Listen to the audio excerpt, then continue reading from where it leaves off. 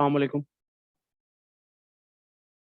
So last tutorials को जब हम कंटिन्यू करते हुए आगे बढ़ रहे हैं तो अकाउंट्स के ही सेक्शन में हमारे जो नेक्स्ट जो दो कॉन्सेप्ट हैं वो है bank payment voucher and bank receipt voucher. एक सिमिलर चीज़ है, लेकिन इसका एक कॉन्सेप्ट ये है कि बैंक के थ्रू जो भी हमारी पेमेंट्स होंगी, या वो रिसीव की गई हैं या फिर वो पे की गई हैं, तो वो दोनों इसके थ्रू हमारे पास रिकॉर्ड होंगी। जब हम रिकॉर्ड करेंगे उसको,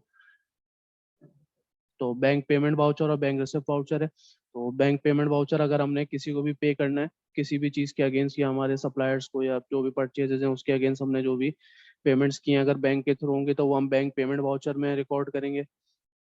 और इसी तरीके से बैंक रिसिप्ट वाउचर, जो हमने अमाउंट जो भी हमने रिसीव की है अपने किसी भी सप्लायर्स के थ्रू या अपने सर्विसेज जो भी प्रोवाइड किए हैं उनके थ्रू, जो भी हमने पेमेंट रिसीव की है वो बैंक रिसिप्ट वाउचर में आ जाएंगी। तो वन बाय वन इन दोनों को हम देख लेंगे। तो जो हमारा बैंक पेमेंट वाउचर है वो एक इस तरीके की लिस्ट है जिसमें आप यहाँ से ऐड न्यू वाउचर कर सकेंगे। यहाँ पे आपके पास एडिट और डिलीट के ऑप्शन हैं, या आपके पास प्रिंट का ऑप्शन है, तो आपके पास एक प्रिंट व्यू ओपन हो जाएगा जिसमें आपको सारी इसकी इंफॉर्मेशन आ जाएगी। यहाँ कंपनी का लोगो है, और आपके पास यहाँ पे सारी डिस्क्रिप्शन में और अकाउंट नेम वगैरह आ रहा है कि किसके थ्रू आपने क्रेडिट किया है, कितनी अमाउंट डेबिट हुई है। तो ये जब हम एक क्रिएट करेंगे तो हमें आइडिया हो जाएगा।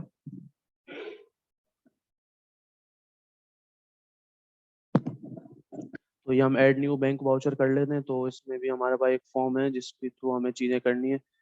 तो हमें एक वाउचर, एक डिस्क्रिप्शन देनी है तो हमने दे दी। जैसे हम पेमेंट टू वाउट वेंडर कर रहे हैं, किसी भी सप्लायर को हम पे कर रहे हैं, ठीक है। इसके बाद हमें यहाँ पे एक चेक नंबर प्रोवाइड करना है, तो हमने यहाँ पे अपना चेक नंबर प्रोवाइड कर दिया। इसके बाद चेक की जो डेट है वो हमने लिख दी इसमें, जैसे, ठीक है। इसके बाद हमने एम्प्लॉय सेलेक्ट कर लिया। जो चीज़ें हमारे पास रिकॉर्ड हैं वो तो हमें करनी है। ये चीज़ें जो है एक ऑप्शनल होती हैं, लेकिन अपनी इंफॉर्मेशन और ईज के लिए आप ये चीज़ें डाल देते हैं, या आपने एम्प्लॉय कर लिया, ठीक है। इसके बाद ये आपके पास वाउचर डिटेल आ जाएगी जिसके थ्रू आप बेसिक अपना करेंगे कि आपके क्रेडिट है तो आपके किस जगह अकाउंट से या किस चीज़ से आपके पास क्रेडिट गया। तो हमने फॉर सपोज में सिलेक्ट कर लिया लाइट बैग, हमने सिलेक्ट कर लिया कि हमने इस बैंक के थ्रू अपना चेक क्लियर किया, तो ये 1 लाख हमने अमाउंट लिख दी इधर, ठीक है। तो आपको ये दिख रहा होगा कि आपने टोटल क्रेडिट 1 लाख हो गई, और आप बैलेंस अभी माइनस में। इसके बाद हम यहाँ पे डेबिट में सिलेक्ट करेंगे कि हमने ये, जैसे हमारा सप्लायर है हमारे, जैसे एबीसी सप्लायर हैं जो हमारे, तो उनको हम पे कर रहे हैं, तो हमने वो उनका अकाउंट यहाँ पे सिलेक्ट किया और वही अमाउंट हमने यहाँ पे उनको डेबिट में डाल दी, तो हमारा ये बैलेंस क्लियर हो गया, ठीक है। तो ये इस तरीके से हमने दोनों चीज़ें इसमें ऐड कर दी। इसके अलावा हम ये यहाँ पे मल्टीपल भी कर सकते हैं। अगर हमने एक और अकाउंट यहाँ पे ऐड करना चाहे तो वो भी कर सकते हैं। अगर एक ही क्रेडिट अमाउंट या एक ही चेक के थ्रू हम दो चीज़ों की अगर अमाउंट या पेमेंट क्लियर कर रहे हैं, तो वो भी हम यहाँ से कर सकते हैं। तो फिलहाल हमने ये एक का कर लिया। इसके बाद ये कि अलाइड बैंक जो हमारा एक अकाउंट है उसके थ्रू हमने 1 लाख के क्रेडिट अमाउंट की है, और ये सप्लायर जो है हमारे, उनके अकाउंट में ये चीज़ डेबिट हो गई। तो ये ऐड कर दिया हमने सारी चीज़ें। इसके बाद इसको हम सेव करेंगे।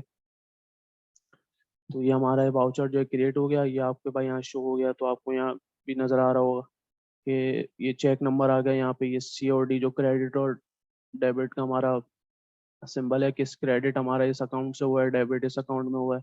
ये हमारी अमाउंट थी, ठीक है। और ये हमारा पेमेंट टू वेंडर हमने डिस्क्रिप्शन लगाई थी। तो ये इस तरीके से हम अपनी बैंक के थ्रू जो भी पेमेंट्स होंगी वो रिकॉर्ड करेंगे। इसी के बाद जो हमारा था ये, जैसे बैंक रिसिप्ट वाउचर है जो सेकंड हमारा, वो भी हम देखेंगे कि वो किस तरीके से हमारी हो रही है। तो यही हमारे पास add new bank receipt voucher का ऑप्शन है, ये हमने ओपन किया है यहाँ से। तो यहाँ भी हमारे पास सिमिलर सा एक फॉर्म है। तो यहाँ पे हम उसमें भी डिस्क्रिप्शन लिखेंगे कि हमारा क्या है। तो ये हमने लिख दिया कि जैसे पेमेंट फ्रॉम कस्टमर, हमारे ये पेमेंट आई है। इसके बाद अगर जो चेक नंबर है वो हमने यहाँ पे नोट कर लिया। इसके बाद ये डेट यहाँ पे हमने शो कर ली। इसके बाद ये एम्प्लॉयर हमने सेलेक्ट कर लिया, ठीक है। इसके बाद हमें यहाँ पे वही उसी तरीके से अकाउंट सेलेक्ट करने पड़ेंगे कि कहाँ पे हमारे पास अकाउंट पेमेंट आई है। तो हमने ये बैंक सेलेक्ट किया, और 5,000 रुपीज़ की हमारे पास अमाउंट आई थी। और किस अकाउंट के थ्रू आई, तो हमने यहाँ पे लगा दिया। जैसे एबीसी कंपनी जो हमारा कस्टमर है, उसने हमें पेमेंट दी थी, तो हमने वो 5000 पेमेंट वहाँ से रिसीव कर ली। हमारे पास जो बैलेंस है वो क्लियर हो गया, तो डेबिट और क्रेडिट हमारे मैच हो गए। तो इस अकाउंट में हमारे पास जो हमारा कंपनी अकाउंट आप कह सकते हैं, जैसे स्टैंडर्ड चार्टर्ड बैंक जो बना हुआ है, उसमें हमारे 5000 जो है डेबिट हो गए, और एबीसी कंपनी जो हमारे कस्टमर थे उनके थ्रू ये क्रेडिट हुए थे। तो इसी तरीके से हमने ये पूरा फॉर्म फिल किया और इसको सेव करेंगे। तो यहाँ पे हमारे पास ये चीज़ मेंशन हो गई कि किस तरीके से वो चीज़ रिकॉर्ड हुई है। चेक नंबर आ गया हमारा, यहाँ पे अकाउंट की इन्फॉर्मेशन आ गई, डेबिट जो है इस अकाउंट में हुआ है, क्रेडिट यहाँ से हुआ है, अमाउंट आ गई। फिर वही हमारे पास यहाँ एडिट और डिलीट के ऑप्शन हैं। ये प्रिंट व्यू है हमारा, कि वो वाउचर जो भी बना है वो किस तरीके से प्रिंट होगा। तो वही सारी डिटेल्स यहाँ भी हमारे पास शो हो रही हैं। तो ये हमारा एक कॉन्सेप्ट था जो बैंक रिसिप्ट वाउचर और बैंक पेमेंट वाउचर्स का था, कि जो पेमेंट्स हमारी जो बैंक के थ्रू हो रही हैं और अदर देन के वो हम रिसीव कर रहे हैं या पे कर रहे हैं, तो वो किस तरीके से रिकॉर्ड होंगी। तो ये इसका एक डिटेल व्यू था और इम्प्लीमेंटेशन थी। Thank you.